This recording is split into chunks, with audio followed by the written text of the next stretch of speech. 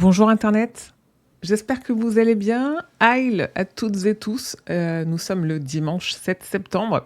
Premier dimanche du mois, c'est la rentrée. On réussit à reprendre le rythme du premier dimanche de la rentrée maintenant que j'ai arrêté de faire des vadrouilles à gauche à droite en vacances. Il est 15h01 pile poil. Salut Dead Hunter et salut Étienne Roy. C'est vrai Étienne, tu nous avais parlé la dernière fois que tu pars aux États-Unis, notamment en Nouvelle-Angleterre, Bangor. Est-ce que du coup tu pars que à Bangor ?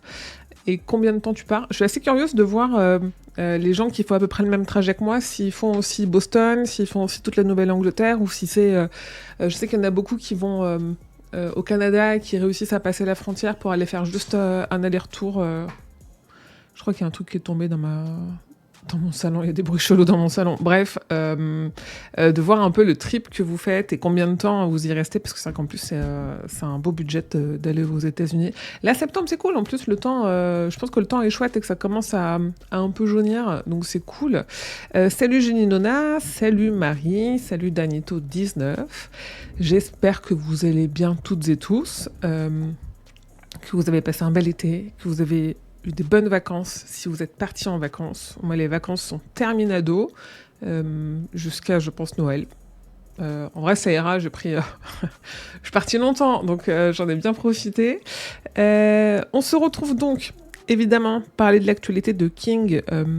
Il n'y a pas énormément de choses, et en même temps, je pense qu'il y a peut-être des discussions qui vont nous occuper, notamment sur un livre qui est sorti et que j'ai lu, qui se passe dans l'univers du fléau, mais normalement vous voyez duquel je parle, et surtout l'interview qu'il a donnée et qui annonce ou qui préchote un petit peu l'éventualité d'une retraite assez proche. On va rapidement passer aux actus de King. Il est 15h, je pense que environ vers 16h, on fera Tiny Bookshop, on continuera Tiny Bookshop, qu'on avait commencé au dernier live. Sachant que en fait, on y avait joué sur PC. Et moi, je me suis dit, en fait, j'ai envie d'y jouer sur Switch parce que j'ai envie d'y jouer dans mon canapé ou dans le train, ce que j'ai fait. Donc, je me le suis fait rembourser sur Steam, sur PC. Je l'ai pris sur la Switch et je l'ai recommencé sur la Switch. Et je vous rassure, on est toujours à au moins 4 ou 5 Kings dans la bibliothèque à chaque journée. Donc les Kings sont toujours là. Je crois pas qu'il y ait une mise à jour avec des nouveaux titres, mais j'ai vu beaucoup le jeu tourner dans toute la communauté, un peu Bookstagram et tous les discords de littérature où je suis. Donc on continuera à 16h et évidemment, bonjour aux personnes sur YouTube parce que ce live est en replay sur Twitch dès demain.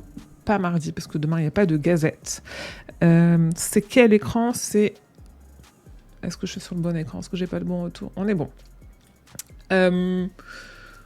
Ça se joue bien sur Switch comparé au PC. Ouais, la seule difficulté que j'ai, c'est je trouve ça plus fluide à la souris. Je sais plus si t'étais là au dernier live ou pas, toute la partie où on trie les bouquins, on parcourt les livres, machin. À la manette, c'est un peu moins fluide, c'était plus fluide à la souris. Après, j'avais aussi pris le rythme, un peu le mécanisme, je l'ai appris, j'ai fait la démo sur PC, j'ai joué 2 heures au jeu en dur sur PC, donc j'étais habituée à jouer à la souris. C'est un peu plus laborieux à la manette, mais parce que c'est comme les FPS, je sais pas trop viser à la manette, donc il suffit juste de savoir régler un peu la sensibilité de ces Joy-Con.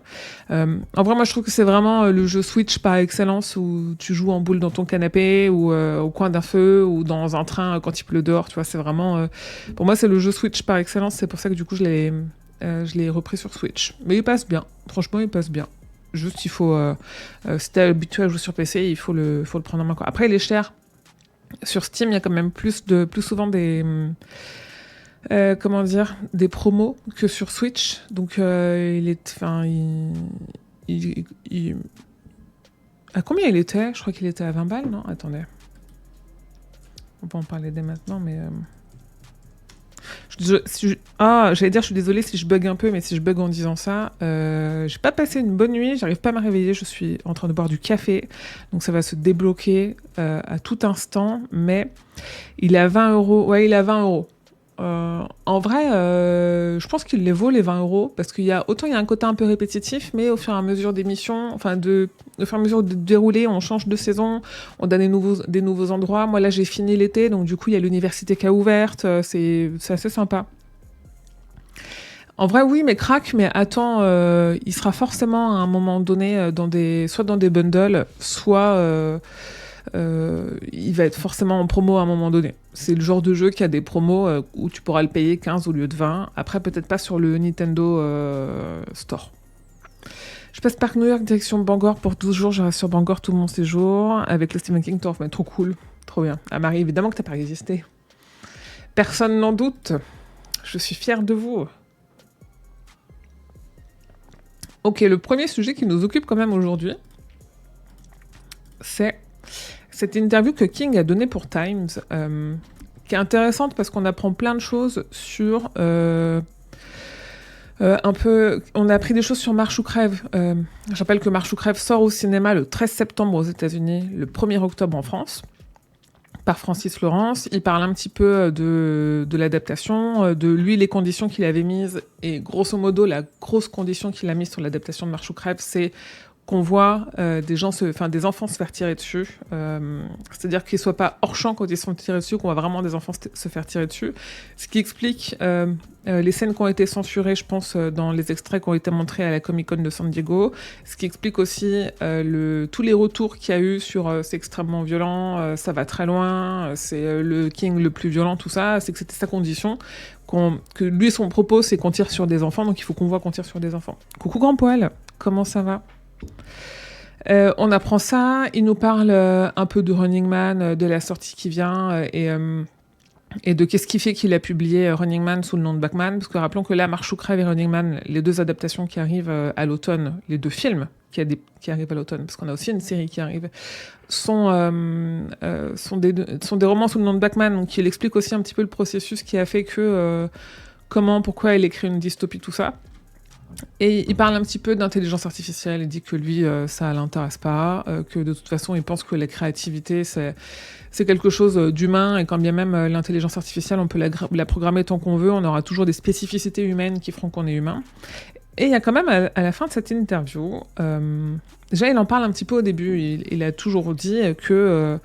lui, sa plus grande peur, c'était de perdre la mémoire, et c'est ce qu'on appelle assez facilement démence aux États-Unis. Le problème, c'est que la traduction littérale française, elle est plus péjorative, parce que on allie souvent démence à la folie, mais lui, dans sa perception des choses, en fait, il commence à oublier des mots. Il commence déjà à oublier des mots.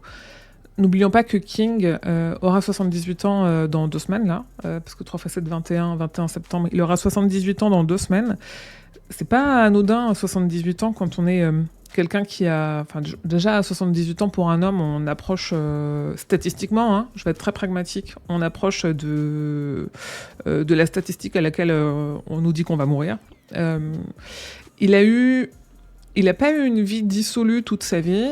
Il n'en reste que... Il a pris beaucoup de drogue et beaucoup d'alcool pendant plusieurs années. Je pense pas il ait pris des drogues assez régulières pendant plus de 10 ou 15 ans. L'alcool, je pense que ça a duré un peu plus longtemps que ça. Il a eu un accident en 99 qui l'a laissé souffrant quand même physiquement. Il est atteint après à quel point il va pas juste finir avec soit un fauteuil, soit vraiment des cannes ou des béquilles, mais qu'il perdra pas toute sa tête. Mais en fait, il explique dans l'interview que il perd déjà... il y a des notions, il sait qu'il y a des mots, il n'arrive pas à retrouver les mots. Et c'est quelque chose qu'il n'avait pas avant, donc c'est quelque chose qui lui fait peur. Et là, en fait, il a fait quelque chose qu'il n'a pas fait depuis longtemps. Moi, je sais que ça fait 2 lives, je pense, les 2 derniers lives, on s'étonnait ensemble qu'on n'en sache pas plus sur ses projets d'écriture. C'est-à-dire qu'il a toujours, sur Twitter, dans des interviews, parlé un petit peu de ah ben là j'ai ça en tête, là je pourrais faire ça. Et dis donc Twitter, j'ai une idée d'histoire. Est-ce que je me souviens par exemple pour le téléphone de Mr. Harrigan, on savait qu'il écrivait un truc avec un téléphone parce qu'il avait posé la question sur Twitter en mode vous votre téléphone quand vous aviez tel âge, c'était quoi le téléphone que vous utilisiez? J'ai besoin de vos idées pour une nouvelle histoire, un truc comme ça. Et on a toujours su qu'il avait des projets en cours, et là, depuis qu'il y a Talisman 3, là, on sait que Talisman 3 est terminé et est quasi prêt à être publié. En fait, on n'avait pas d'autres indices de projets en cours, donc on en a beaucoup parlé ici, et en fait, on a eu la réponse dans cette interview. Il a dit qu'il a arrêté d'écrire, ce qu'il n'a pas fait, à ma connaissance, depuis son accident en 99, parce qu'il a une routine d'écriture, il explique dans Écriture, mémoire d'un métier, qui est assez stricte, qui est J'écris tous les matins pendant 3 heures. Peu importe le nombre de caractères, pendant 3 heures, je suis à mon bureau en train d'écrire.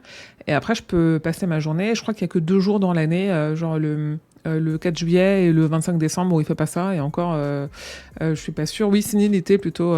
C'est complètement normal à cet âge, mais c'était sa crainte. Et il y en a c'est plus tôt, il y en a c'est plus tard, il y en a c'est jamais. Après, en effet, il y a des modes de vie qui font que, mais c'est quelqu'un qui a une vie très saine depuis plusieurs décennies, donc 78 ans, c'est aussi normal. Et donc, du coup, en fait, il a dit que là, il a arrêté d'écrire. Il fait une pause dans l'écriture. Je pense qu'il est aussi fatigué, tout simplement. Fatigué moralement aussi, parce qu'on sait que politiquement, il est très engagé. Il est très atteint par ce qui se passe avec Trump, qui est de nouveau président dans son pays. Je pense qu'il est très perturbé et je pense aussi qu'il a juste besoin de profiter. Il avait déjà dit que, il y a quelques années, qu'il voulait se consacrer davantage, en fait, qu'il était moins regardant sur les adaptations parce qu'il voulait se consacrer davantage à sa famille et à l'écriture. Là, si en effet l'écriture commence à pêcher, je pense qu'il veut juste se consacrer à sa famille le temps qu'il lui reste. Et il a bien raison. Après, ça ne veut pas dire qu'il va forcément arrêter d'écrire s'il aime écrire, si c'est pas trop compliqué pour lui d'écrire, même s'il sent qu'il devient sénile. Ça veut juste dire que potentiellement il va arrêter de publier. En tout cas, il dit dans cette interview que Talisman 3 est prêt, ça on le sait. Ça n'a pas été annoncé officiellement, mais je pense que première moitié de 2026, on va voir Talisman 3. Il dit dans l'interview qu'il a une idée pour un autre livre et qu'après celui-là, il n'est pas sûr qu'il y en aura d'autres. En gros, on en est là. Moi, je suis pas vraiment étonnée. Je me dis, est-ce qu'il va pas continuer à écrire des nouvelles à gauche, à droite Après, c'est sûr qu'à une époque, mais il y a déjà 10 ans, je crois qu'il avait dit que... Enfin, c'est sûr, il avait dit que... S'il mourait, il avait suffisamment de manuscrits qui étaient déjà entamés et tout, que ses fils pourraient terminer pour les publier à sa place. Je suis pas sûre qu'il ait encore envie de ça, honnêtement, parce que la question a été posée et il botte un peu en touche là-dessus. Donc voilà. Tac, pourtant la démence est neurologique, pas psy. Ouais, une retraite bien méritée. Donc voilà. En vrai, ça se trouve, ça sera pas le cas. Je pense que il a toujours fait... En fait, quand il dit des choses, c'est parce qu'il a déjà entamé la démarche, entre guillemets. C'est-à-dire que tous les livres ou toutes les histoires qu'il était en train d'écrire, il a fini par les écrire. Et Talisman 3, au tout début, où il en a parlé il y a plus d'1 an, où il disait « Ah, Talisman, j'aimerais bien, en effet, écrire l'idée qu'avait Peter Straub et tout. Mais bon, peut-être je le ferai pas. » Et en fait, nous, on savait très bien qu'à partir du moment où il le disait, il y a un truc dans son esprit qui fait que ça veut dire que c'est déjà enclenché et qu'il le ferait. Après, d'ici là, est-ce qu'il le publie, on ne sait pas. Mais en tout cas, voilà, on en est là. Quoi qu'il arrive, ça ne nous empêchera pas de continuer à relire ces histoires et à lire ce qui sera écrit à côté. Il continue quand même à faire des choses. Je pense qu'il aime faire des préfaces de livres. Ça, il va continuer à en faire. N'oublions pas qu'il y a... C'est quand c'est à la rentrée, là, le livre de... Comment elle s'appelle? Où il la préface, l'autrice britannique, là. C'est où? Tac. Est-ce que je l'ai mis? Attendez. Parce que c'est marrant, parce que je me suis dit, dans ma tête, ça sortait cet été, mais j'en ai pas reparlé. Carrie, la préface, on en a parlé, machin. LeFchuck, Dracula. Je vais retrouver.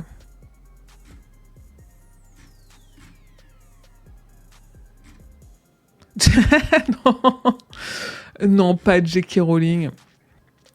Purée, et pourquoi j'ai pas son nom? Alors j'ai Margaret Atwood en tête, mais c'est évidemment pas elle.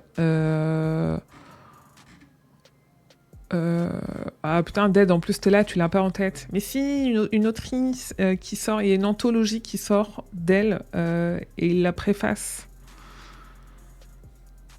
Pourquoi je l'ai pas Pourquoi je l'ai pas quand je mets préface? Attendez, je réfléchis. Qu'est-ce que je pourrais taper? Pourquoi? Des fois, des fois, les trucs comme ça, je mets juste dans agenda, je mets pas dans ses écrits. Voilà. Déjà, il participe à The End Times, en rappelant qu'il y a Hansel et Gretel qui sort en anglais là, ces jours-ci, revue, avec les images de Stendhal. Il participe à The End Times, on en a parlé la dernière fois, qui est un journal post-apocalyptique fictif qui va durer 1 an, de novembre cette année à novembre l'an prochain. Ça fait genre une mini-fiction, une nouvelle à écrire par mois. Et c'était quoi une autrice vivante, je sais même plus. Oui, celle qui a un livre avec une couverture rouge. Mais du coup, non, t'es en train de me troller sur La Servante écarlate. C'est pas Je suis à peu près sûre que c'était pas Margaret Atwood, parce que Margaret Atwood, elle préface Carrie. Et elle, James, je sais plus. Qu'est-ce que... C'est quoi ces trous? C'est dur la rentrée, hein. Est-ce que je l'ai mis? Est-ce que j'ai pensé à mettre ça à jour? Je vous jure. Des fois, je me dis, vous méritez mieux que moi, la Fauve Chuck. Non. Bah non, bah j'en sais rien. Écoutez, voilà, très bien. Voilà. Non, pas Marie Shelley.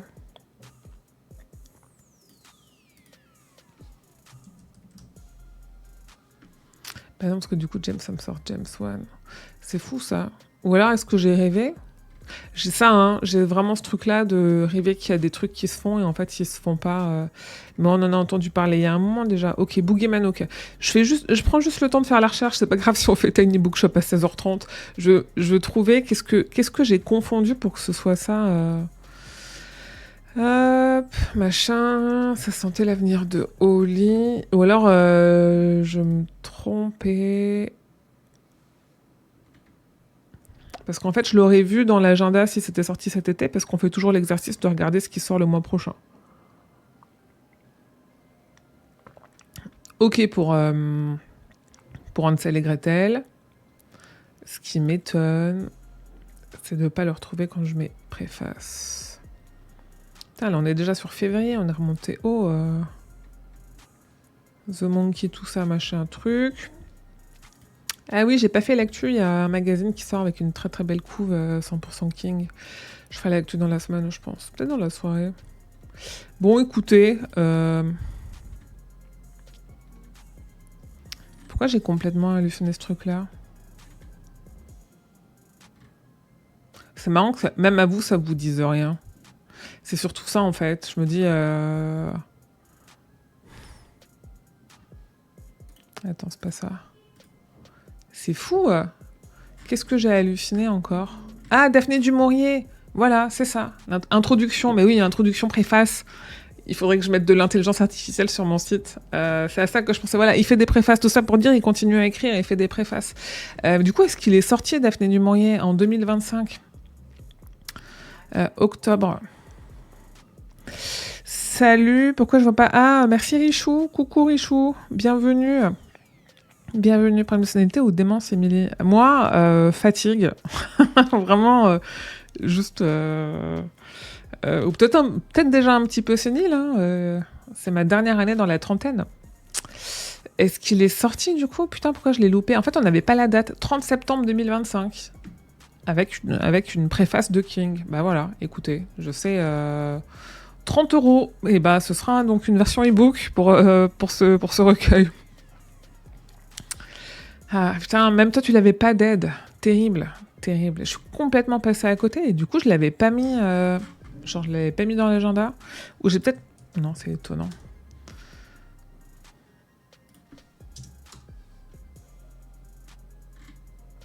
Bah non.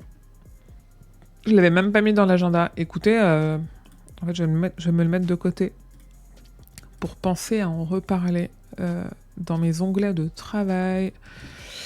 Donc voilà, donc il écrit plus, mais il écrit, évidemment. En vrai, il y a aussi ce truc où je me dis, Plus noir que noir était assez annonciateur de oulala, je pense que je deviens sénile et j'ai peur de ma mort ou je m'interroge sur la mort parce que je sens qu'elle approche, machin.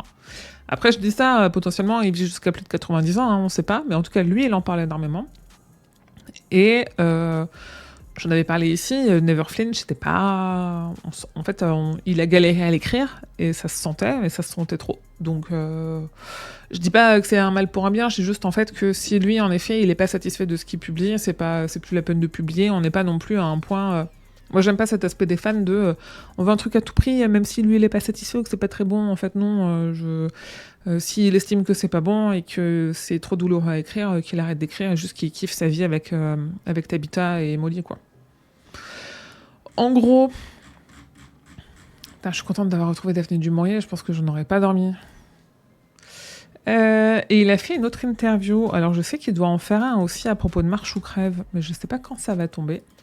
Il a fait sur Reddit un Ask Me Anything, qui est posez-moi n'importe quelle question, qui a l'avantage de demander aux utilisateurs et utilisatrices de Reddit, c'est une plateforme un peu, comment décrire Reddit, presque entre le forum et le microblogging, moi genre sur le truc Stephen King, j'ai beaucoup de sources d'infos, quand je cherche à explorer des théories ou des liens, il y a toujours eu des fils de discussion sur ces théories et ces liens-là, donc ça m'aide beaucoup, notamment pour la 19e Palabre ou pour préparer des interviews ou des podcasts.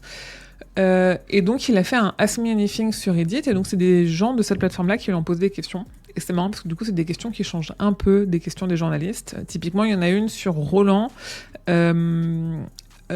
sur savoir s'il a un chapeau ou pas, et King précise bien, et on en avait parlé dans la 19e Palabre, que pour lui, Roland n'a pas de chapeau. Et qui sait que dans les illustrations, il a souvent un chapeau, mais que dans sa tête, Roland, le pistolero, n'a pas de chapeau. Voilà, est-ce que vous écrivez vos livres sur Word, qu'est-ce que tu lis en vacances, ce genre de choses, quoi. Si la peur était une couleur.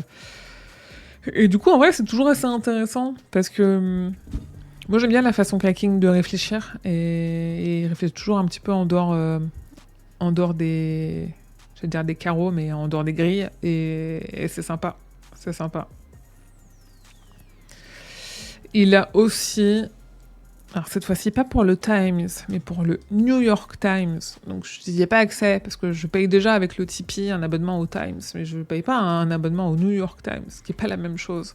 En fait, il a fait une liste des 10 romans qui pour lui sont incontournables, les 10 romans de ce premier quart de 21e siècle, parce qu'on est en 2025, ça veut dire premier quart de siècle.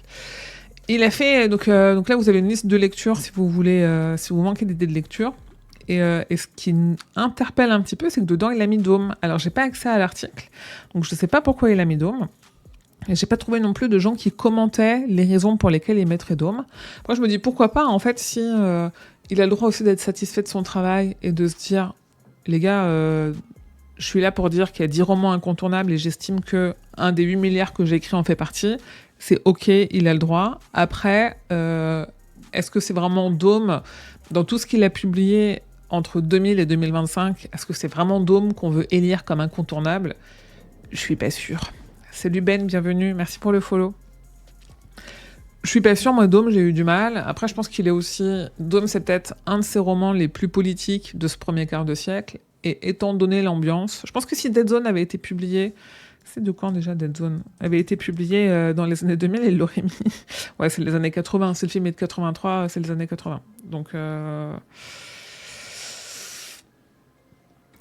C'est étonnant. Moi, j'ai pas tout lu. Il y a des noms que je connais. Sarah Waters, je connais. Le dernier homme, on me l'a offert là, il y a une semaine. Donc, il est dans ma pile à lire de pas très très loin. Je pense que la semaine prochaine, je l'attaque. De Margaret Atwood, évidemment. Margaret Atwood, autrice de La Servante écarlate aussi. Cormac McCarthy, moi j'ai lu La Route, mais c'était très bien La Route.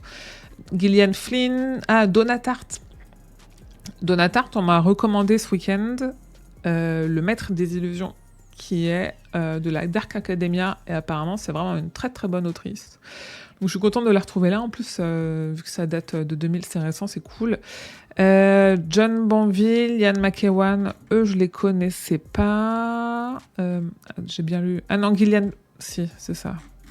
Les autres noms, Sarah Waters je connais, Philippe Roth je connais, j'avais lu La Tâche il y a longtemps, mais il y a très longtemps. Viet Nguyen, je ne connais pas. Et Stephen King, je ne connais pas non plus. Ah mais Dôme, je sais pas pourquoi Dôme. Je pense que c'est l'aspect politique en fait, c'est vraiment juste ça. Sinon,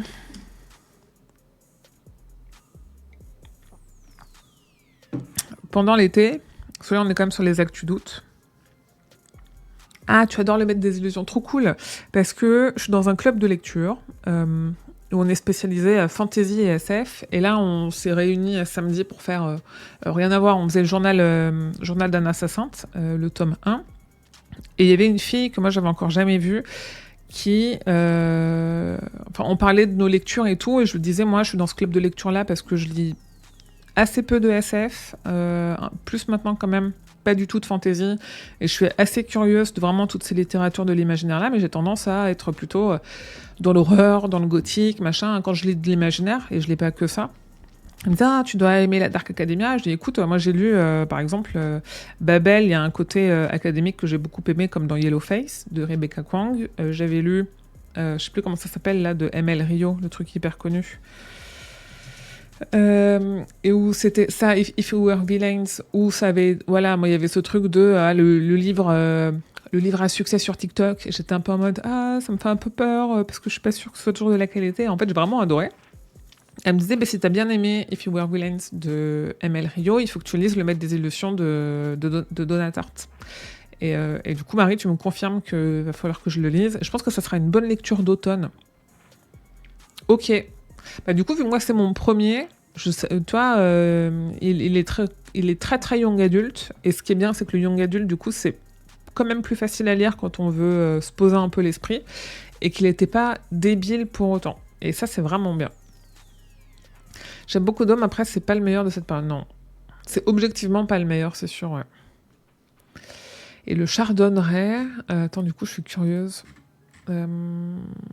Si on revient à cette news-là, de savoir... Ah, j'ai pas mis le lien de la FNAC, tant pis pour la FNAC. Je rappelle que ça me verse des petits pourcentages quand vous achetez des... Je sais que c'est chiant, Amazon et FNAC, mais les librairies indépendantes, elles n'ont pas de lien affilié. Et en fait, quand vous achetez par ces liens-là, ça verse des petits pourcentages à l'association et ça permet de faire vivre l'association. Et notamment là, vu que j'ai des soucis techniques sur le site, de prendre un développeur, ça paye le graphisme, ça paye l'hébergement, le Discord et tout, ça paye pas mal de trucs, mine de rien. Le chardonneret, un minuscule tableau de maître, un oiseau fascinant inestimable, machin. Ah, c'est bien, c'est un enfant d'équerre, 13 ans.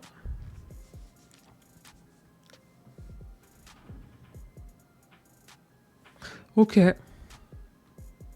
Ça dit pas grand-chose, tant mieux. Tu me diras s'il est bien, Marie. De toute façon, je pense que je le verrai passer sur ton Insta si tu le lis et que t'en parles. Mais le maître des illusions, très bien, c'est noté. Et donc sinon, cet été, le Maine aux États-Unis n'a pas été non plus épargné par les incendies. Et du coup, King, les King, via leur fondation, ont fait un don de... je ne sais plus combien de milliers de dollars, à une caserne de pompiers qui est dans le Maine, qui est la caserne de Saco, pour les aider à se former, ou en tout cas à améliorer leur formation pour combattre le feu. Grosso modo. Mais j'ai plus 14 000 dollars.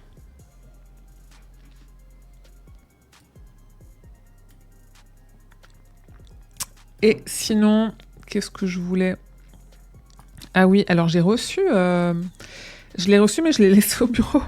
Parce que je l'ai reçu vendredi, et c'était un trop gros pavé. Je crois qu'on est sur 1300 pages en poche. J'ai reçu la version poche de Talisman. Mince, on la voit pas, là. De la nouvelle trad, que j'ai faite gagner sur Instagram, d'ailleurs. Ah oui, faudra que je me note de... Alors, attendez.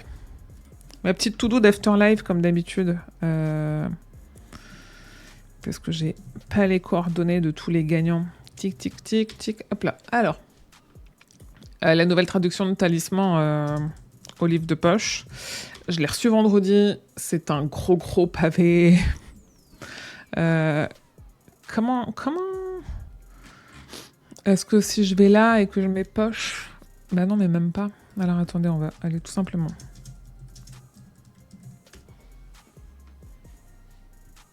Oui, ouais, la préface de Life Out Shock, on en avait parlé déjà. Là, on est sur combien de pages? Attendez.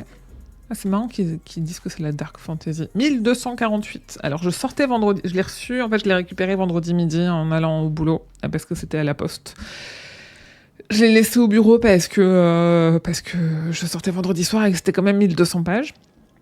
Mais donc ça c'est sorti, ça c'est paru, et on sait que du coup, donc ça c'est la traduction de la version collector qui était sortie chez Albin Michel il y a un an pile poil, dont je vous avais parlé ici en live et en vidéo, voilà, avec le très joli Jaspage machin. Et on sait, en toute logique, que Territoire aussi va sortir dans la même collection, avec le même effet collector. J'ai toujours un doute sur l'aspect préface inédite, parce que si c'est encore des questions d'actu d'une interview qu'ils ont faite 1 an et demi avant la parution, ça n'a pas vraiment d'intérêt. Parce que je sais que dans le premier, je crois qu'ils révélaient des trucs, mais nous, ça faisait déjà 6 mois qu'on en parlait, et puis bon, c'est pas une grosse révélation. Elle est jolie, sachant que là, c'est qu'une maquette, donc ce sera beaucoup plus épais que ça, comme d'habitude. Voilà, c'est joli, c'est très bien. Et donc oui, j'ai pas dit de date, mais il sortira le 29 octobre de cette année, chez Albin Michel, et donc 1 an pile poil après Talisman, donc ça veut dire que en octobre de l'an prochain, cette traduction-là revue avec la préface inédite sortira aussi en poche. Avec toujours ce truc un peu marrant et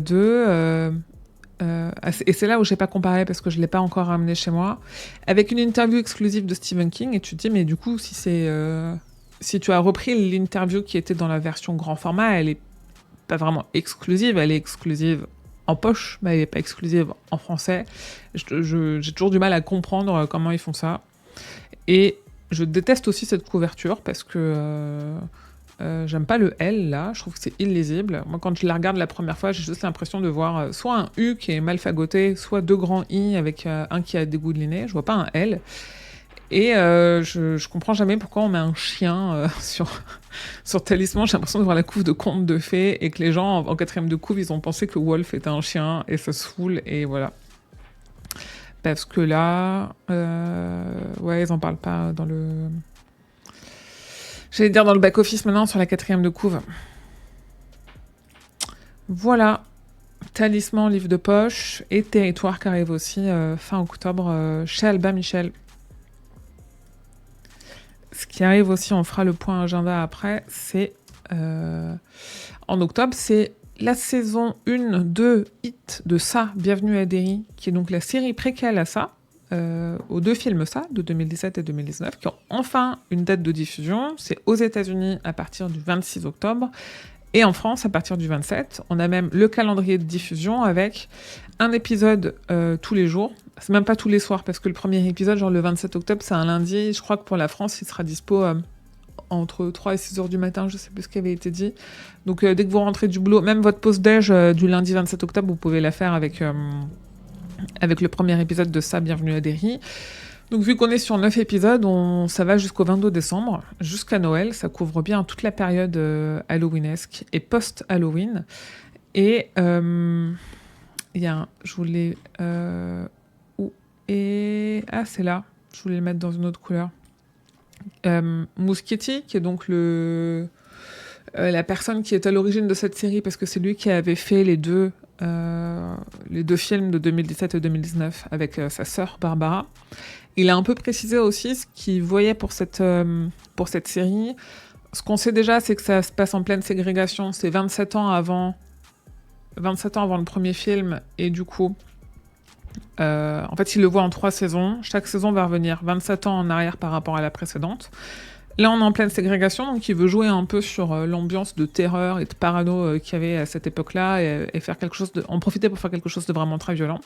On sait que Gripsou revient, et que c'est toujours Bill Skarsgård qui joue Gripsou. On sait pas trop à quoi il va ressembler, même si on a des premières figurines qui nous spoilent un peu des versions de lui. Mais voilà. On sait aussi... qu'il y aura Dick Hallorann, ça c'est normal, Shining, Dick Hallorann, surtout qu'on va se concentrer un peu sur la période où ce qu'on sait du Black Spot, de l'incendie du Black Spot, dans ce que raconte Mike Hanlon, qui est celui qui devient le bibliothécaire, sur lui, son passé à lui, et ce qu'il trouve surtout dans les archives de la bibliothèque sur l'histoire de la ville de Derry. Donc ils vont étirer un petit peu ça. On sait qu'il y a des histoires avec Dick Hallorann de Shining, donc il le ramène, et surtout Muschietti, il a dit que prendre le temps de faire une série, c'est aussi prendre le temps d'exploiter plus profondément les liens de ça avec le reste du multivers, et notamment de la Tour Sombre. Il y a un truc intéressant à faire, et probablement à inventer pour le coup, parce que c'est quand même pas hyper clair dans la cosmogonie de King, sur la tortue Mathurin dans ça, l'importance qu'elle a dans la Tour Sombre, le fait que Gripsou est probablement un monstre qui vient de l'espace Vaadash, qu'il est un ennemi juré de Mathurin, qui est quand même une des gardiennes de la Tour. Et du coup, il veut essayer de jouer un peu là-dessus et de renforcer les liens avec la Tour Sombre dans sa série. Donc on verra ce qu'il arrive à faire. En fait, je me demande si ça sera du fanservice et si ce sera compréhensible des gens qui connaissent pas tout l'univers ou pas. Donc on verra. Oui, moi j'aime bien l'idée. Ils avaient joué beaucoup là-dessus quand ils ont fait le film, parce que du coup, le premier film est sorti en 2017, 27 ans après la première adaptation en téléfilm qui était sortie en 90. Et Muschietti est bon pour ça, comme Flanagan l'est aussi, et c'est là où peut-être qu'ils vont réussir à se comprendre sur ce qu'ils vont faire entre ça et la Tour Sombre. Si jamais ils en discutent, j'espère qu'ils vont en discuter pour essayer de faire un univers, ou en tout cas un multivers un peu cohérent de King au cinéma et à la télé. Mais Muschietti fait déjà des easter eggs comme ça, et ça c'est cool. Ça c'est cool. Moi j'ai bien aimé. C'était pas très fidèle au livre, mais après c'est une interprétation de la façon dont il avait représenté les lueurs mortes dans le premier film. Non, c'est dans le 1 ou le 2 ? Non, c'est dans le 1. Que j'adore, hein. Franchement, ça, 2017, je l'adore. Je sais que j'avais expliqué... je sais plus si c'est les lueurs mortes ou les lumières mortes. Il y a un endroit... Bon, bref. Il y a un endroit sur le site où j'en parle, où je réexplique. Je mettrai ça au clair au moment où la série sortira, parce que je pense que ce sera important de revenir ensemble sur les épisodes et de réexpliquer certaines choses quand on connaît l'univers de King, ça veut dire ça. Donc ça sera intéressant, comme un peu ce qu'on fait avec la 19e Palabre sur la lecture de la Tour Sombre. Et on a appris en même temps que Creepshow est annulé. A priori, de ce qu'a semblé dire Shudder, de toute façon, la série n'était faite que pour durer 4 ans. Et là, ça faisait 2 ans qu'on n'avait pas de nouvelles parce que la dernière saison a été diffusée en 2023. Donc la saison 4. Et donc c'est fini. Je pense que ça meurt de sa belle mort, entre guillemets, parce que c'était une bonne série qui s'essoufflait sans s'essouffler. En fait, elle s'est essoufflée d'elle-même parce que je pense que ce genre-là n'a pas vocation à durer non plus beaucoup d'années, et que c'était revenu un peu sur le devant de la scène et qu'ils en ont profité et que du coup le genre s'est essoufflé, donc la série aussi. Moi, je crois que j'avais regardé les 3 premières, pas la dernière, parce que c'est pas tout à fait mon genre non plus, qu'il y avait plus vraiment d'adaptation de King, donc ça m'intéressait pas trop. C'était assez cool ce qu'ils avaient fait. Ils avaient quand même fait une belle licence avec pas mal de figurines, des jeux de société, des jeux de cartes, un jeu vidéo qui était censé arriver à un moment donné, mais c'est pareil, ça fait 2 ans qu'on n'en a pas entendu parler. Donc voilà, Creepshow c'est terminé. Et c'est pas très grave, et pour autant c'était bien. Si vous avez l'occasion de voir Creepshow ou de voir... Là, il y a une intégrale qui va sortir du coup en anglais, mais qui sortira peut-être en français. Il y avait des épisodes spéciaux pour Halloween, des épisodes spéciaux pour Noël, il y a des comics qui sont sortis et tout. C'est assez divertissant, et c'était très fidèle au film dans le ton et dans l'attention. Et donc pour ça, c'est cool, je trouve. On peut faire... En fait, ça veut dire qu'on peut faire des hommages qui sont réussis à King et à Romero, sans pour autant faire des pastiches ou partir dans n'importe quoi. Voilà. Est-ce que j'ai encore des choses sur les adaptations ? Oui, bien sûr. Parce qu'on parlait d'une série qui est annulée alors qu'on l'aimait bien, et une série qui aurait dû, ou qui n'avait pas forcément besoin d'une saison 2, qui a été confirmée pour une saison 2, c'est l'Institut. Je suis pas sûre de comprendre les motivations derrière cette décision, mais si vous aimez ou si vous avez aimé l'Institut, qui est diffusée en France sur Max, eh ben, elle reviendra normalement pour une saison 2, sachant que l'histoire du livre tient dans la première saison. Juste, ils ont un peu ouvert à la fin de la saison 1, comme King aussi aime bien ouvrir certains de ses romans, ça laisse la place à une saison 2. Je comprends le côté... Je pense qu'en fait, il y a un effet un peu Colorado Kid, Evan. Je pense qu'il va y avoir un mood très comme la série Evan, en fait, au final. Ce qui est ok, pourquoi pas. Moi, je trouve ça dommage parce que... moi, ce que j'ai aimé dans l'Institut, c'est les ponts que ça crée avec les autres œuvres, et notamment avec la Tour Sombre. Et là, on les a complètement fait sauter. Je trouve ça assez mal réalisé, pas bien joué, mais c'est pas de leur faute, c'est vraiment très mal dirigé. Ça va trop vite, les scènes sont... presque drôles, des fois, certaines, tellement elles sont ridicules. Enfin, bon, franchement, c'est pas la plus mauvaise série que j'ai vue, mais c'est pas une bonne série, quoi. Et c'est pas une bonne adaptation non plus. Enfin, c'est pas une très bonne adaptation. Et du coup, je me dis oui, pourquoi pas une saison 2. Et je me dis, je comprends pas pourquoi certaines séries sont pas renouvelées alors qu'elles me semblaient meilleures et avec plus de succès. Mais en fait, on verra, ça se trouve, en fait, on verra jamais de saison 2, elle sera pas renouvelée, hein. Non, mais c'est ça, on est d'accord. En fait, il y a des choses à raconter, mais c'est pas. Il y a tout le temps des choses à raconter. C'est juste, faites-le bien. Parce que là, il y avait l'Institut, tu peux faire. Enfin, tu fais un sévérance avec l'Institut. Et ils ont pas fait un sévérance avec l'Institut, là. Et c'est dommage. J'adorais le bouquin pour la série, je réserve mon jugement. Ah oui, t'as vu combien d'épisodes, Marie? Parce que c'est de pire en pire, hein. Oui, voilà, ouais. Oui, et en même temps, Dead, 8 épisodes, c'était bien assez long pour la qualité des épisodes. Toi, je me dis, faites-en 10, 12, si c'est bien. Ah ouais, t'as vu 2 épisodes et t'as du mal à y retourner. En vrai, ça se regarde... ça se regarde en faisant autre chose, quoi. Ou nous, on l'a regardé à 2, et En fait, c'était devenu marrant parce qu'on passait notre temps à discuter de ce qui se passait dans la série et à critiquer, mais du coup à surcritiquer. Donc forcément, peut-être que ça biaise un petit peu le jugement final qu'on en a, parce qu'on s'est vraiment amusé à être un peu violent avec la série. Mais en fait, pour moi, c'était mal joué. Il y a des scènes qui marchent pas. Il y a des très bonnes idées, mais le truc, c'est que les très bonnes idées, c'est les idées de King, elles sont juste extrêmement mal appliquées, quoi. Et en effet, il y a des choses à raconter pour la saison 2, mais est-ce qu'on a vraiment envie de les voir raconter? Je suis pas sûre. Et en même temps, je sais pas... je me dis, une fois de plus, il y a la moitié des projets où on dit « Ah, on va faire ça », et en fait, on n'entend jamais parler, donc peut-être qu'il y aura jamais de saison 2. On verra. Et si on a une, tant mieux pour eux, parce que en soi, moi, j'aime pas trop Ben Barnes. Je sais que toutes et tous, vous trouvez qu'il a beaucoup de charisme et tout. Moi, j'aime pas trop. J'adore 6B. Comment elle s'appelle, celle qui joue 6B? Je sais plus. Moi, je l'avais vue dans Weeds. Elle était bien. Mary-Louise Parker. Mais là, je la trouve archi cata, quoi. Vraiment très mal dirigée. Et le gamin, oui, le truc, c'est qu'on a l'impression qu'il a 25 ans. Et du coup, c'est chiant parce que c'est pas le Luc que j'avais en tête. Ouais. Oui, après, on comprend mieux l'Institut que Castle Rock. Mais oui, non mais oui. Sinon, faites la saison 3 de l'Institut dans Castle Rock et on sera réconciliés, tu vois. Moi, je veux bien. Enfin, faites la saison 2 de l'Institut qui sera en fait la saison 3 de Castle Rock. Faites matcher les trucs, là. Mettez qui vous voulez dans l'Institut pour faire en sorte que ça parle multivers comme Castle Rock. Et on sera bon. Mais ouais. Je sais jamais trop. Pourquoi pas, hein. Attendez, est-ce que je suis hors champ encore? En fait, il faut que je change ma caméra parce que du coup, je suis tout le temps hors champ quand je suis de ce côté-là. Voilà, on en est là. Sinon, bonne nouvelle. Une bonne nouvelle, c'est que... Alors, chronologie des médias oblige. Les États-Unis, eux, ils ont déjà Life of Chuck en streaming légal. Nous, en France, ça passe déjà par le Blu-ray DVD et après, ça arrivera... Je pense qu'un film comme ça, il va finir sur Canal assez rapidement, avec un peu de chance dans l'hiver.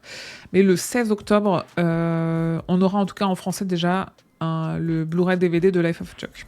Et moi, j'ai assez hâte qu'il sorte en streaming parce que ma mère et ma sœur ont Canal et j'ai envie que ma mère et ma sœur le voient. Parce que ça fait partie des Kings. Ma mère lit, donc en vrai, je pourrais lui faire lire. Ma sœur ne lit pas, et donc du coup, elle regarde les adaptations, et après, on en discute. Et moi, j'adore ça. Et du coup, et là, je me dis, j'ai envie qu'elle le voie, et que je puisse lui dire, c'est ça, King. En fait, c'est ça, c'est cette méta-là. Et là, ça veut dire ça, parce qu'en lien avec la Tour Sombre, et les personnages, et tout. Et tu vois, de sortir un peu, elle avait adoré les ça. Mais là, je suis contente de pouvoir montrer à mes proches aussi, qui lisent pas ou qui lisent pas de King, cet aspect-là de son œuvre. Et ça, c'est cool. Donc, j'ai hâte que ça arrive en streaming. Mais oui, excellent film. Je l'ai vu 2 fois au cinéma. Je vais peu au cinéma. Quand bien même, je suis allée au ciné hier. Celui-là, je l'ai vu 2 fois. Parce que je l'ai vu en Projopresse et je suis retournée après quand il est sorti. Et en parlant de Projopresse, je vais à une des Projopresse de Marche ou Crève. Alors, attends, dans le 7. On va en reparler, marche ou crève sort le 1er, et moi je vais à la Projo Press une semaine avant. Le 23, je vois marche ou crève le 23 septembre. J'aurais pu le voir avant, mais en fait j'ai peur de l'oublier, et que quand on demandera mon avis à partir du 1er octobre, que je sois en mode, je sais plus. Après je prendrai des notes, mais j'ai assez hâte aussi de marche ou crève pour le coup. Voilà, donc la vidéo de choc, ça va être cool. Évidemment, je vous dirai quand on saura si ça sort, ou en tout cas quand ça sortira en streaming légal. Parce qu'évidemment, vu qu'il y a des gens en streaming aux États-Unis, si vous avez des pirates, des petits tipiacs, vous pouvez déjà le voir. Qu'est-ce que... Oui, forcément, qui dit nouvelle licence étendue de ça, donc nouvelle série. Et en fait, on était assez d'accord pour se dire toutes et tous la dernière fois que... Évidemment qu'une des motivations de faire la série, c'est aussi de profiter de l'attrait qu'a le public pour Gripsou et cet univers et ce clown. Et donc on a déjà des figurines dans tous les sens. Et si vous voulez avoir toutes les infos sur toutes les figurines, soit vous venez sur Discord et Dead Hunter vous fera un plaisir de vous relayer les infos, soit vous allez sur le site du Club Stephen King et lui il fait des actus. Moi j'ai arrêté, ça me prend trop de temps. Je fais trop de trucs en dehors du site. Je veux dire, pour Stephen King France, je fais les lives, les podcasts, il y a le Discord, il y a le groupe Facebook, il y a 60 000 personnes et tout. Je me dis, c'est pas dans mes priorités de recenser toutes les figurines, mais je me permets de le faire aussi parce qu'il y a un autre site qui, lui, va le faire. Donc, si les figurines vous intéressent, n'hésitez pas à aller voir chez lui. Je parle quand même des produits dérivés de façon générale quand ça sort de la figurine pure, et surtout moi j'aime bien les jeux de société, donc du coup là on est sur je connais de nom Betrayal at House on the Hill, qui est un peu un jeu narratif à rôle caché, où c'est-à-dire que genre tout le monde est dans une maison et en fait il y a un d'entre nous qui a un traître, mais on sait pas lequel d'entre nous est le traître. Il y a une extension qui est sortie qui se passe dans l'univers de ça, donc c'est-à-dire parmi les méchants en fait il y a un clown, il y a je crois qu'il y a pas Patrick Hockstetter, mais je sais plus qui. Voilà, une extension de jeu là qui est sortie. Le jeu, lui, le jeu de base, il existe en français. Je l'ai vu sur Philibert. Il y a une nouvelle édition qui existe en français. L'extension n'existe pas en français, mais je pense qu'elle n'est pas si compliquée que ça à comprendre, ou qu'au pire, votre app de traduction sur votre téléphone fait largement le job.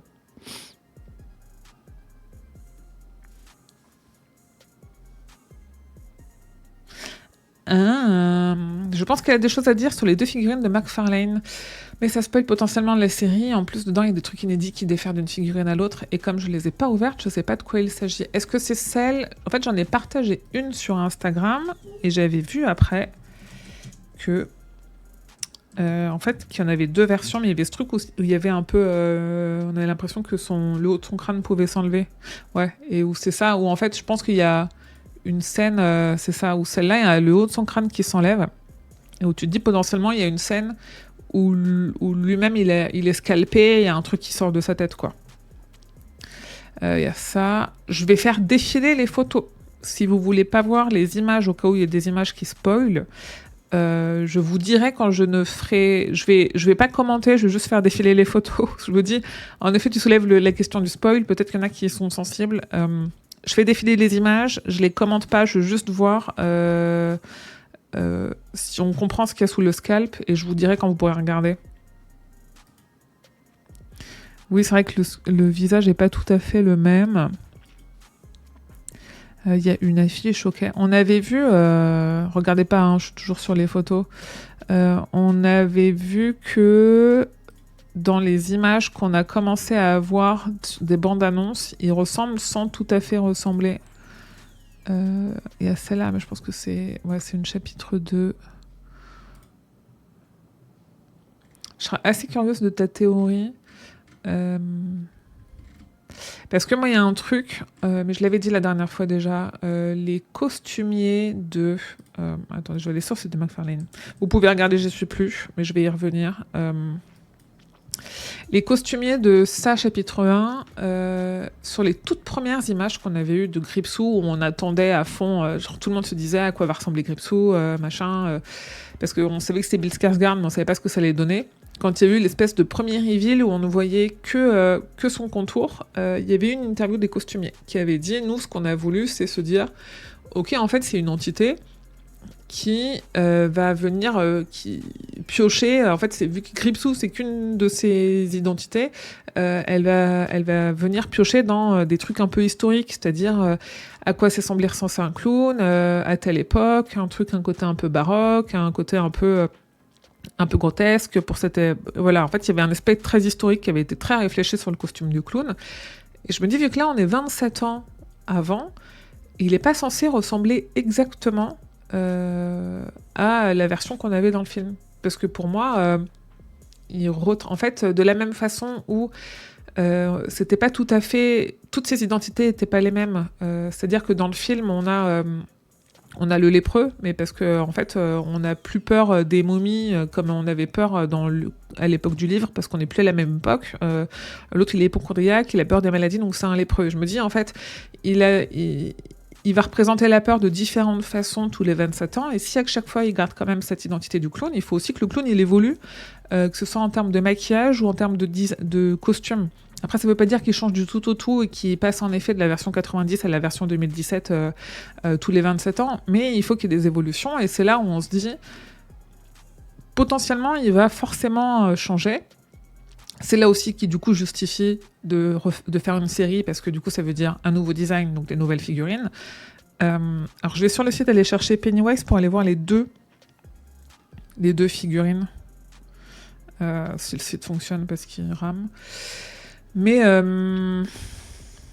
du coup, en effet, c'est intéressant d'essayer de déduire des trucs de la série.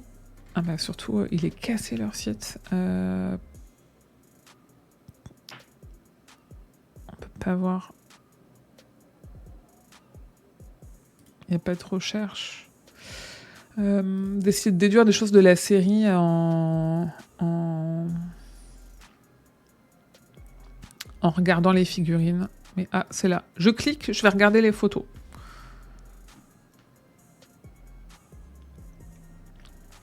Après, il peut y avoir... Ah oui, c'est ça, c'est les deux, c'est ces deux-là.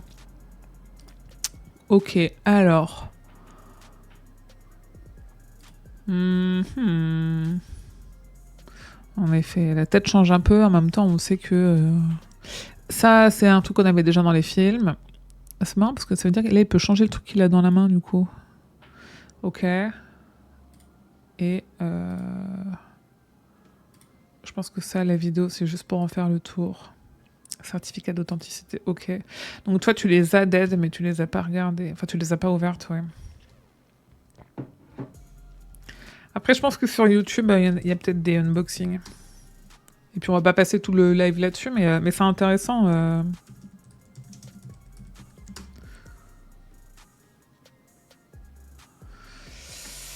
Review.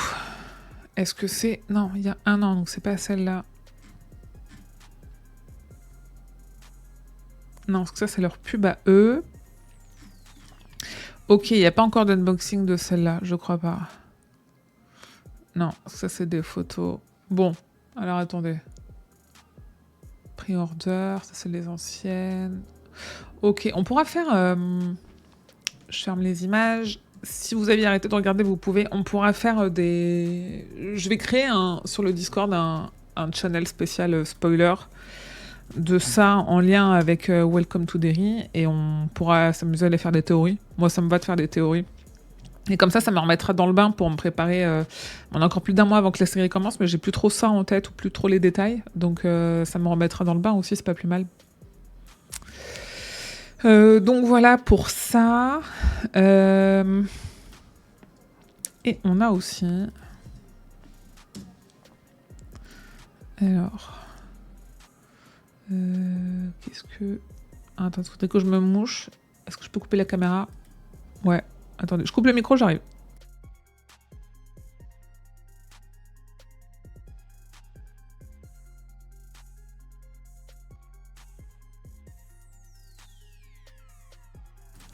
Alors, deux choses. Deux choses dans cette news. On a apparemment, alors je vous en avais parlé, est sorti le 19 août. On aime bien quand ils font des 19. The End of the World as We Know It. C'est-à-dire, je suis pas sur le bon écran. Ceci, une anthologie de 34 histoires écrites par 36 auteurs et autrices. Je remonte pas dans les résultats. Moi j'ai cette édition-là. 34 histoires par 36 auteurs et autrices qui se passent toutes dans l'univers du fléau. En gros, c'est des fanfictions, hein. Aussi simplement que ça. C'est en anglais, c'est pas dit que ça sortira en français, machin. Apparemment, ça a suffisamment suscité l'intérêt pour qu'un autre auteur prépare la même chose avec Shining. Donc c'est Chuck Palahniuk qui a l'accord de l'éditeur de King et qui a l'accord de King pour faire aussi une anthologie de fanfiction qui se passerait dans Shining. Avec le deal, c'est toujours d'avoir quand même des auteurs connus. Là, à part Richard Kismar et Bev Vincent qu'on attend toujours sur ces trucs-là, on a quand même Essay Cosby, on a Paul Tremblay, on a Alma Katsu, on a Meg Gardiner, on a des grands noms de l'horreur, du thriller. En tout cas, on a des très beaux noms. Et c'est cool parce que du coup, genre Nat Cassidy, moi je pense qu'une de mes nouvelles préférées, c'est celle de Nat Cassidy que j'avais jamais lue. Je me dis, je vais aller en lire d'autres, mais je reviendrai un peu là-dessus un peu après. Du coup, il y a une version de Shining qui est en préparation. En fait, vu que je suis un peu déçue de ma lecture de celui sur le fléau, je me dis, je lirai pas celui sur Shining. Je l'achèterai pour lire la préface si c'est aussi préfacé par King, mais c'est tout. Et on a aussi Bev Vincent qui, lui, a participé à l'anthologie. En fait, pour faire sa nouvelle pour l'anthologie, il a établi une chronologie de ce qui se passe dans le fléau de King. Et parce que c'est quelqu'un qui ne peut pas s'empêcher de mettre de l'argent dans tout ce qu'il fait en lien avec King, il propose cette chronologie c'est même pas son Patreon, là je sais que j'ai mis son Patreon, mais en fait c'est même pas le sien, sur un Patreon où en fait à tel palier, de Brian Freeman, à tel palier du Patreon de ce gars-là, en fait qui est même pas un des éditeurs, vous recevez la chronologie que Vincent a fait pour le fléau, pour l'anthologie en tout cas la chronologie du fléau que Vincent a faite. Qu'est-ce que j'en pense ? Je pense que c'est assez inutile et que c'est relou qu'il soit tout le temps en train de vouloir... Je comprends l'aspect rémunérer un travail. Là, tu te dis, Vincent, il a un peu tendance à prendre les fans de King pour des vaches à lait, un peu comme Richard Kismar, donc c'est relou. Mais du coup, pour revenir rapidement à The End of the World as We Know It, j'en ai parlé plus longuement dans la newsletter. Je rappelle que si vous donnez au Tipeee de Stephen King France, en plus des goodies que vous pouvez gagner, que vous pouvez pas gagner mais que vous recevez en fonction des paliers que vous prenez, j'envoie une newsletter tous les premiers du mois dans laquelle je résume l'actu de King et dans laquelle je parle aussi, j'ai des reco-lectures.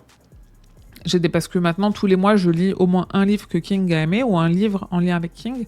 Donc là, forcément, dans la newsletter du 1er septembre, j'ai parlé de ma lecture de ce pavé de 800 pages quand même en anglais. Et... pour faire très vite, il y a quand même un truc qui est que ça a été, je pense, très mal drivé parce que déjà, il y a plusieurs parties. Il y a une première partie qui dure toute la moitié, qui est sur la propagation du virus. Et donc, du coup, c'est extrêmement répétitif parce que je trouve que ça manque de direction de la part des deux éditeurs. Et ça manque d'imagination de la part des auteurs et autrices, mais parce qu'à mon avis, ils ont juste mal été dirigés. Je m'explique. On a quand même, sur au moins toutes les nouvelles de la première partie et pas mal de la deuxième partie, toutes elles posent un contexte, ce qui est normal, on écrit une fiction, on pose un contexte. Le truc, c'est que là, le contexte, on le connaît puisqu'on est dans l'univers du fléau. Et donc, au bout de 20 nouvelles qui prennent entre... à la fois, elles font toutes à peu près 25 pages, 20 nouvelles qui, sur 7 ou 8 pages, te disent « Ah là là... il y a eu un terrible fléau, Captain Trips, qui a tué 99% de la population. J'ai perdu tout le monde s'est mis à tousser. Moi, je suis immunisée. Et moi, je fais des rêves d'une femme noire, d'une vieille dame au Nebraska. Mon conjoint, il a essayé de me tuer parce que lui, il faisait des rêves d'un homme en jean qui se transforme en loup et qui est à Las Vegas. Et tu fais, ah. Genre, en fait, on a compris. On a compris, les gars, on a lu Le Fléau. Et je laissais passer les bons pieds. Et quand même, si on n'avait pas lu Le Fléau, au bout de 4 nouvelles qui nous posent le même décor, on a compris. Et c'est là où moi, j'ai commencé un peu à traîner la patte sur toutes ces nouvelles où, en fait, il y a un côté au bout d'un moment où c'est juste que des histoires de gens qui survivent et comment ils ont survécu, et tout se passe aux États-Unis, et tout le monde, ils ont les mêmes rêves, et tout le monde, ils sont tous en train de nous parler. Oh là là, j'adorais à la radio avant que le monde s'arrête cette chanson de Larry Underwood, et tu fais ah, les gros sabots. Et en fait, ça passe sur les premières parce que il y a un côté moi je suis assez sensible au fanservice, ça passe sur les premières, mais au bout de 400 pages de tout le monde a toussé, donc du coup tout le monde est mort. Moi je fais des rêves et j'adore Larry Underwood. Tu fais ah oui, bah oui, mais on sait, donc passe à autre chose. Et du coup il y a des choses qui sont intéressantes en réalité. Il y a différents types de survie, différentes histoires de survie. On voit soit des gens qui combattent, soit des gens qui sont seuls, soit des gens qui ont de l'espoir, qui ont plus d'espoir, machin et trucs, qui sont intéressantes, mais du coup à chaque fois le démarrage de la nouvelle est un peu compliqué. Je trouve qu'aussi et c'est là où ça manque de créativité. Il y a une seule nouvelle, enfin il y en a deux, peut-être une troisième. En fait,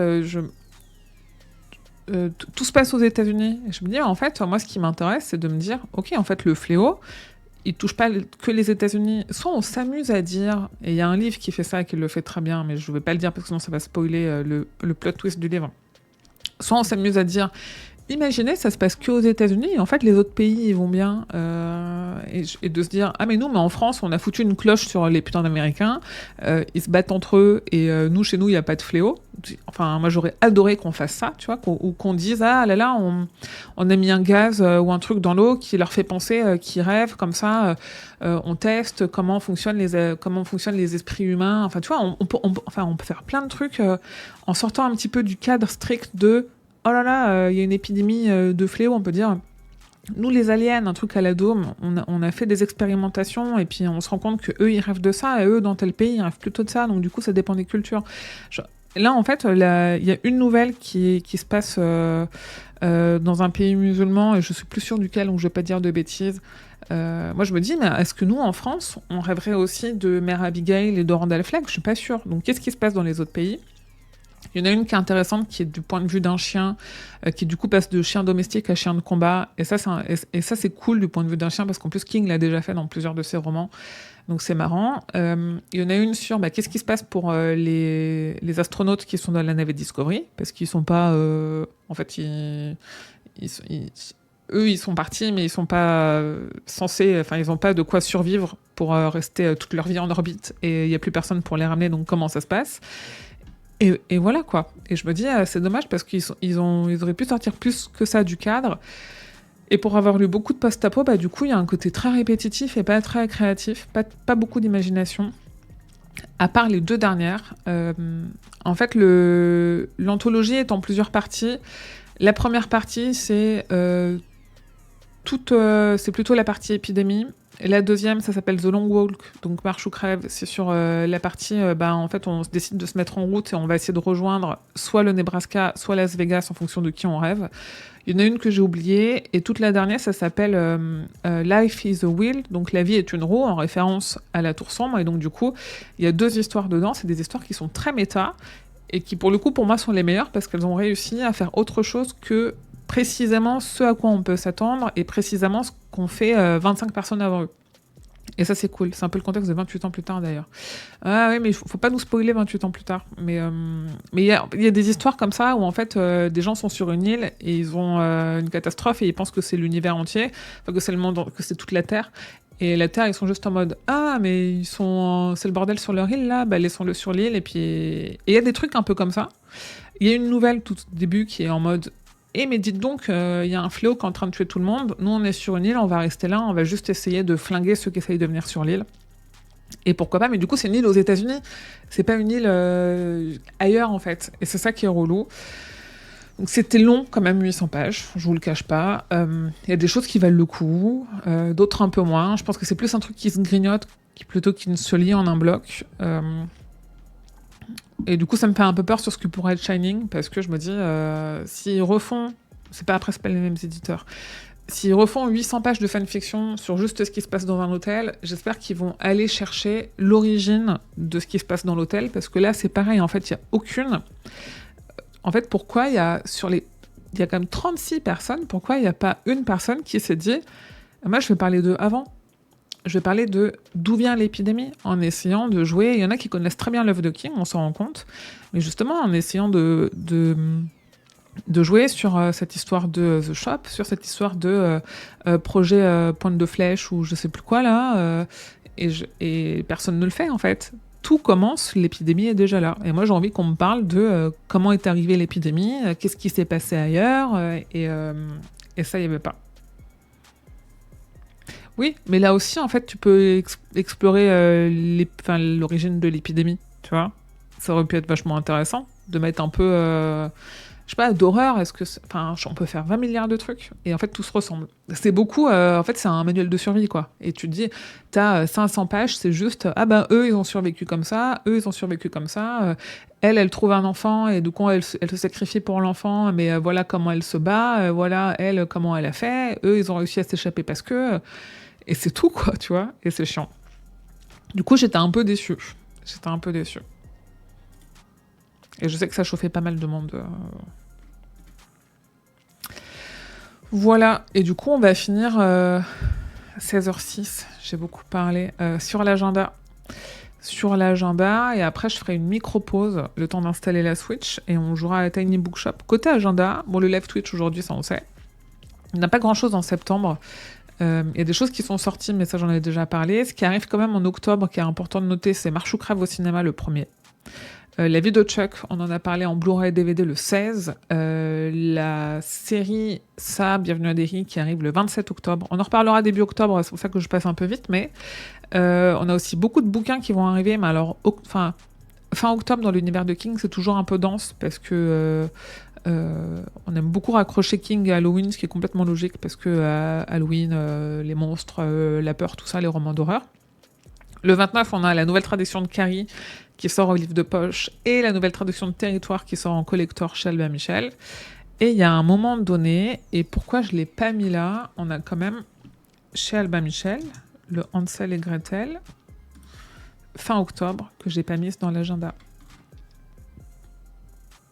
Le 15 ou le 22, c'est parce que la date est encore à confirmer.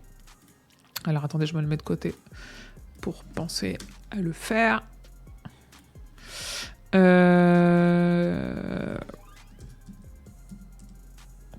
J'ai eu un bruit. Ah, merci Marie pour ton tip. En fait, j'ai eu un bruit, je savais pas d'où ça venait.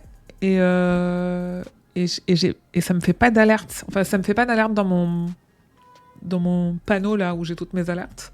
Il y avait juste un bruit, et du coup, je pense avoir vu Marie s'afficher. Merci beaucoup Marie pour ton don sur Tipeee. J'ai vu que c'était 15€, donc du coup, tu vas recevoir tous les goodies. J'enverrai ça. Du coup, pour les dons en septembre, j'envoie mi-octobre. Alors, attendez, du coup, on cherchait quoi ? On cherche... Hansel, Gretel...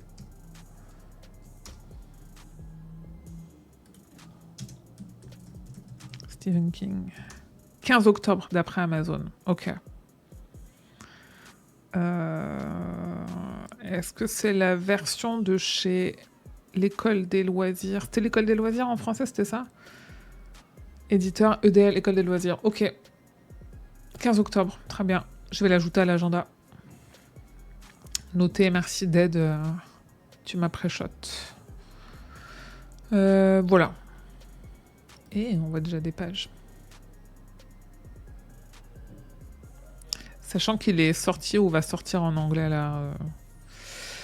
Voilà côté agenda. Et voilà pour l'actu de King. Je vais faire une rapide pause, le temps d'aller chercher ma manette de Switch. Et on va jouer un petit peu 1h30, je pense, 1h30, 2h, à Tiny Bookshop, et essayer de ne pas recommander que des Stephen King. Merci d'avoir suivi jusque-là. Je sais qu'il y en a pas mal qui quittent le live, donc je vous souhaite une bonne fin de dimanche. Merci aussi aux personnes qui sont en replay sur YouTube. Et pour tous les autres, je vous dis à tout de suite.